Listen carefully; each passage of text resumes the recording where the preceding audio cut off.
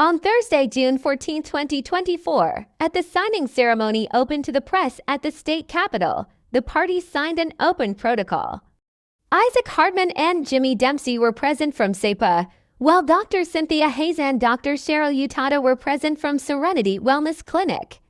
Isaac Hartman was the first to speak at the signing ceremony. Good evening. I would like to express my gratitude and thank each and every one of our citizens for coming here this evening and participating in the signing ceremony of the protocol between the San Andreas Port Authority and Serenity Wellness. As you know, the San Andreas Port Authority manages a major trade network for the San Andreas province and employs thousands of people. It has been home to a variety of administrations over the years, and it is very important to us. I have a brother with me who has long and deeply cared about the port and its workers and their labor. He is Jimmy Dempsey. The responsibilities that are on him today are indescribable, and he works for the workers of the port. He comes from the Richard Davidson School of Thought, but he has had the opportunity to distance himself from them and has come to this day with a rights and justice-oriented approach.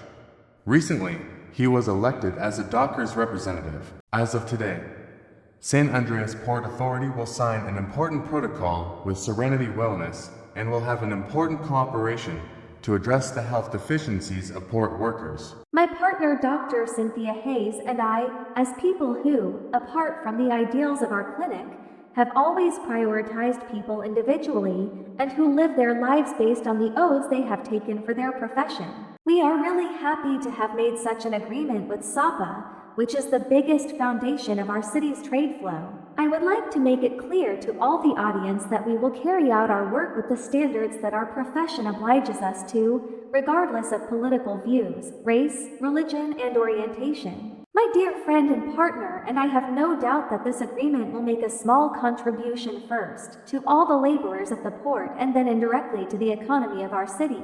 At this point, I don't think there is any need to occupy the podium any further and waste the time of you dear people, and I will leave the podium to Dr. Hayes. Thank you. We are delighted that our clinic, which has always been committed to being as economical and inclusive as possible when it comes to policies for public servants, has reached such an agreement with SAPA.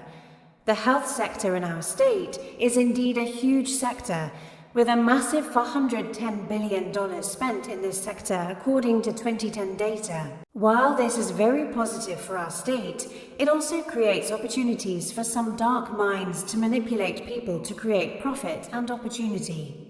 But luckily, thanks to our healthcare system, we don't have to wait 12 hours in line at a hospital or wait for months for a CT scan. We are lucky because SAPA workers have the opportunity for early detection and treatment of all kinds of health risks through regular monthly screenings.